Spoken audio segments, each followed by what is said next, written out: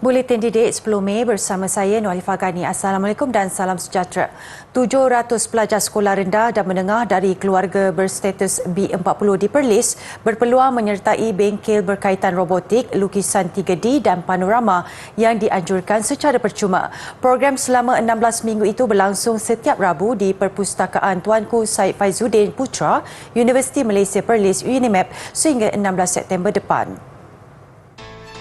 Program EduStream at UNIMEP merupakan kolaborasi antara universiti itu dengan sektor sumber teknologi pendidikan SSTP Jabatan Pendidikan Negeri JPN Perlis.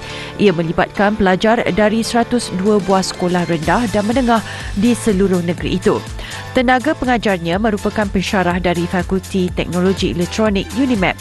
Objektifnya adalah meningkatkan kecenderungan dan memupuk minat pelajar seawal bangku sekolah terhadap bidang sains dan teknologi.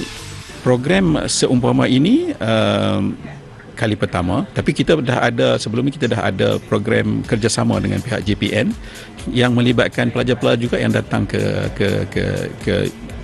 Pustakaan UNIMEP. Sebelum ini kita namakan program literasi maklumat kalau tak silap saya. Jadi memang dah ada kerjasama tu. Cuma program kali ini dia lain sikit lah. Program berlangsung secara berasingan selama 4 jam bermula 8.30 pagi hingga 12.30 tengah hari. Setiap minggu ia membabitkan penyertaan dari 20 buah sekolah yang menghantar antara 2 hingga 3 pelajar terpilih bersama seorang guru pengiring. Minggu lepas buat tutorial belajar semua. Lepas tu buat nama sekolah. Hari ni print ni. Buat patung. Patung apa? Patung nak pergi jalan-jalan. Adik pandai lukis lah. Adik belajar bila? Baru belajar. Tapi dah pandai dah? Buat lakaran.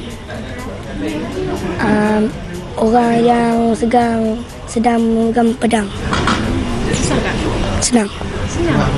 Biasa ke sebelum ni? Tak. Lepas tu belajar mana? Dari cikgu. Dekat sini juga? Ya. Minggu lepas? Bagus sebab macam nanti kalau macam kita main kat sini kan, so nanti kita boleh cerita dekat kawan-kawan yang ada dekat sekolah kita macam tu. Lepas tu nanti apa pun akan imagine macam mana kita ni. Difahamkan bengkel lukisan 3D dan panorama ini berlangsung selama 12 minggu sebelum diteruskan dengan bengkel robotik. Jabatan Agama Islam Selangor JAIS senada dengan Kementerian Pendidikan KPM dalam memberikan kebenaran khas kepada pelajar sekolah kelolaan mereka untuk memakai pakaian sukan dan sopan ekoran cuaca panas ketika ini.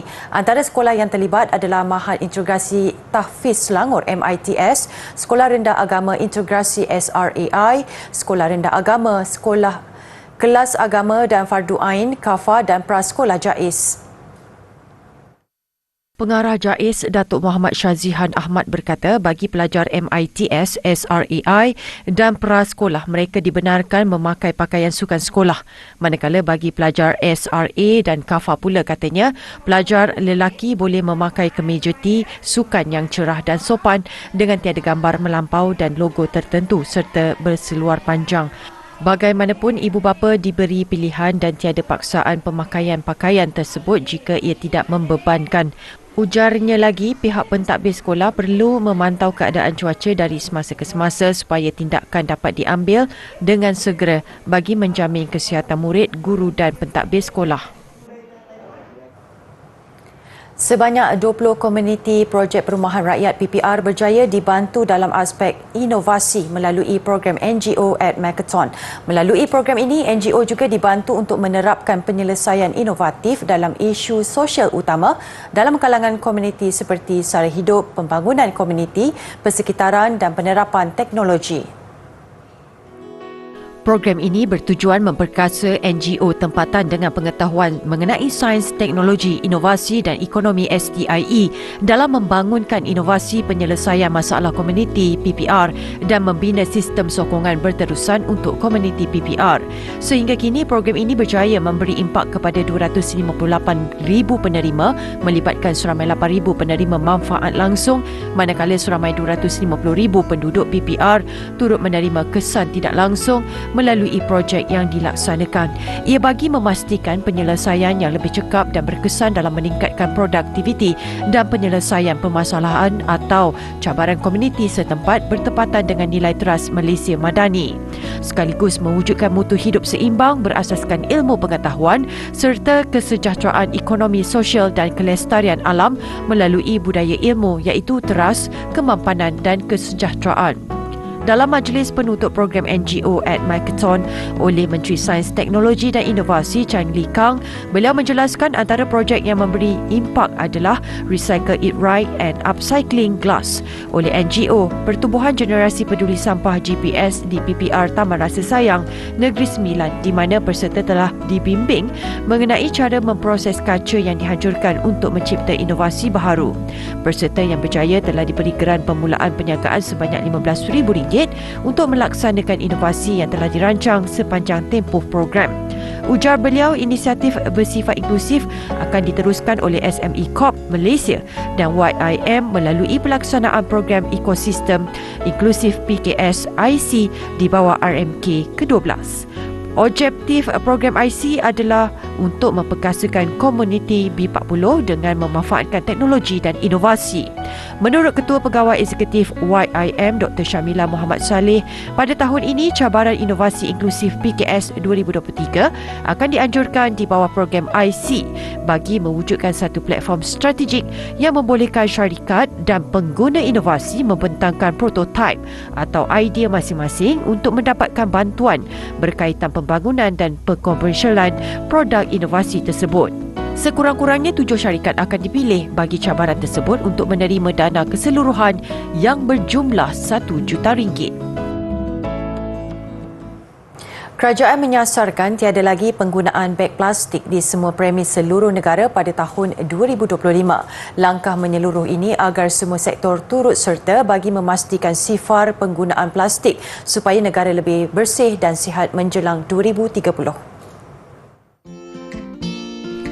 Menteri Sumber Asli, Alam Sekitar dan Perubahan Iklim Nik Nazmi Nik Ahmad berkata pelaksanaan dibuat secara berfasa daripada premis tetap sebelum beransur-ansur terhadap premis perniagaan termasuk warung tepi jalan.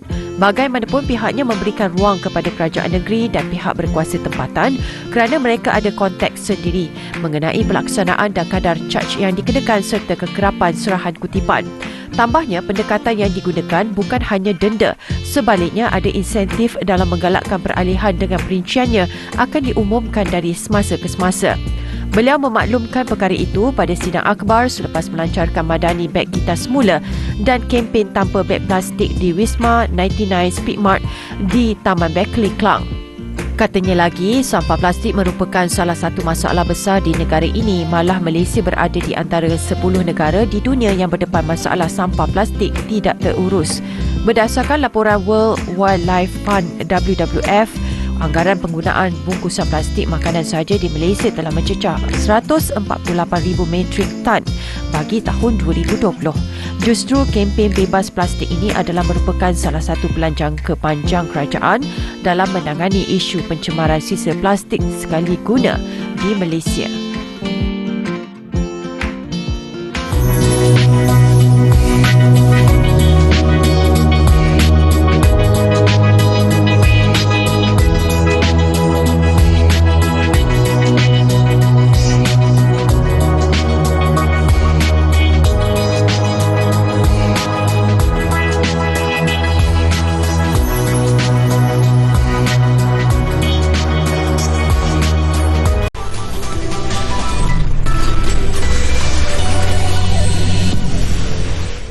Universiti Tun Hussein On UTHM terus memperluaskan program latihan teknikal dan vocational TVET apabila bekerjasama dengan beberapa restoran makanan segera terkemuka bagi membolehkan pekerja syarikat itu melanjutkan pengajian sambil bekerja.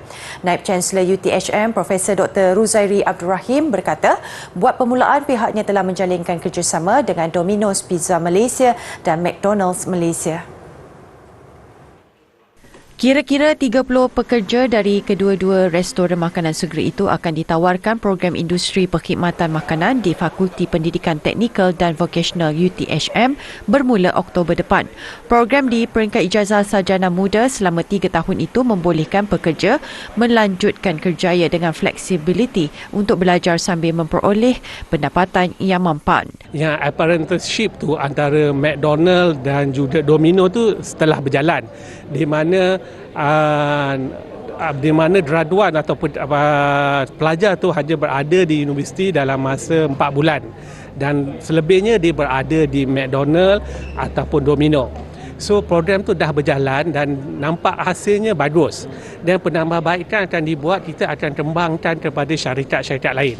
Sebab YBM sangat setuju dengan cara tersebut, di mana pelajar tak perlu sentiasa berada di universiti. Dia boleh berada di tempat kerja, dia dapat gaji seperti biasa, tetapi at the same time dia belajar. Dari segi kualiti, kita akan kawal kualiti. Beliau berkata demikian ketika ditemui di UTHM Batu Pahat kemarin. Menurut Profesor Dr. Ruzairi, pihaknya telah merangka modul pembelajaran yang bersesuaian dengan bidang industri perkhidmatan makanan yang akan diikuti pelajar sepanjang tempoh pengajian. Justru pihaknya menyasarkan untuk memperluaskan lagi program sama ke seluruh restoran makanan segera di dalam negara sekaligus menyumbang ke arah pembinaan negara dalam pembangunan modal insan. Universiti Teknologi MARA UiTM memohon maaf dan mengambil maklum mengenai dakwaan mengenai berlaku kebocoran data lebih 11,000 pemohon universiti berkenaan. UiTM mengesahkan pautan kepada senarai sebanyak 11,891 nombor kad pengenalan dan email pemohon itu tidak lagi aktif. Menerusi ciapan di Twitter rasmi, pihak UiTM memohon maaf di atas kesilapan yang berlaku dan mengesahkan pautan kepada senarai tersebut tidak lagi aktif dan kemas kini telah dilakukan. Terdahulu, seorang pengguna Twitter mendakwa UiTM menyiarkan nombor MyCard dan email 11,891 pemohon di internet. Semakan di laman Twitter milik pengguna itu menunjukkan beberapa tangkap layar senarai itu. Katanya maklumat nombor kad pengenalan dan alamat emailnya turut didapat dalam senarai berkenaan. Menurut pengguna Twitter itu, pautan itu dikongsi dengan pelajar untuk menyemak butiran peribadi mereka menerusi fungsi carian di pelayar internet. Beberapa pengguna media sosial mengkritik UiTM susulan kesilapan itu dan menyifatkan pihak universiti sebagai cuai. Beberapa pengguna berkata UiTM tidak menggunakan perisian memproses data yang dipercayai bagi menyimpan maklumat sensitif.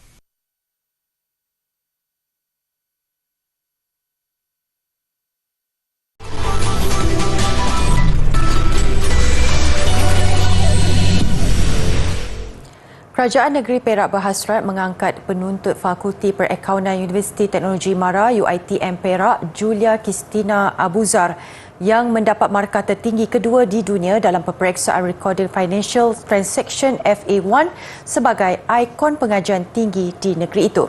Cadangan itu diutarakan agar ia menjadi inspirasi kepada penuntut lain.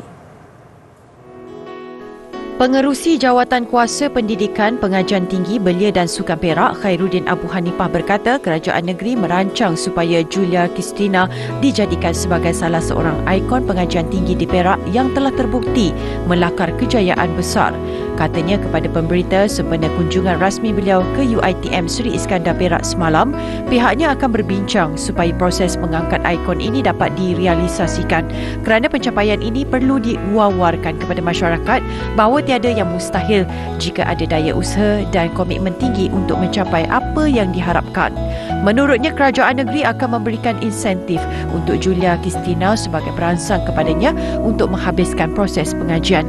Kunjungan rasmi itu juga menjadi sesi pertemuan beliau bersama Julia Kristina dan Rektor UiTM Cawangan Perak Profesor Madya Dr. Nur Hisham Ibrahim.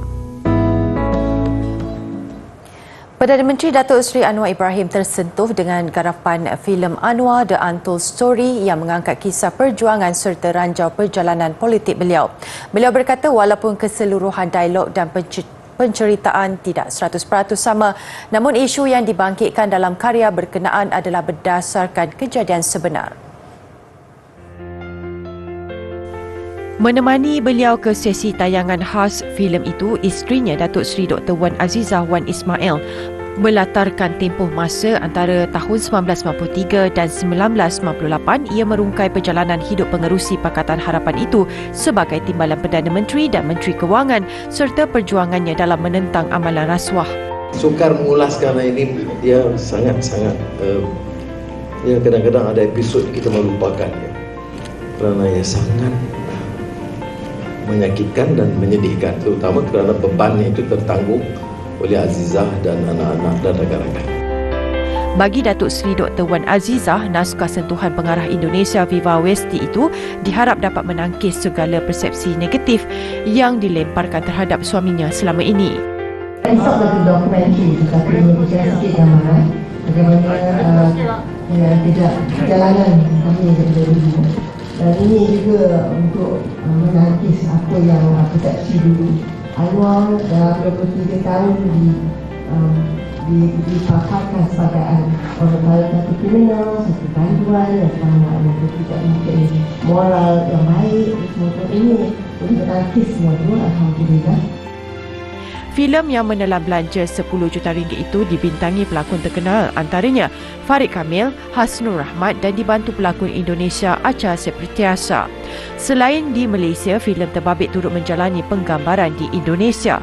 Ia bakal ditayangkan di pawagam seluruh negara mulai 18 Mei ini.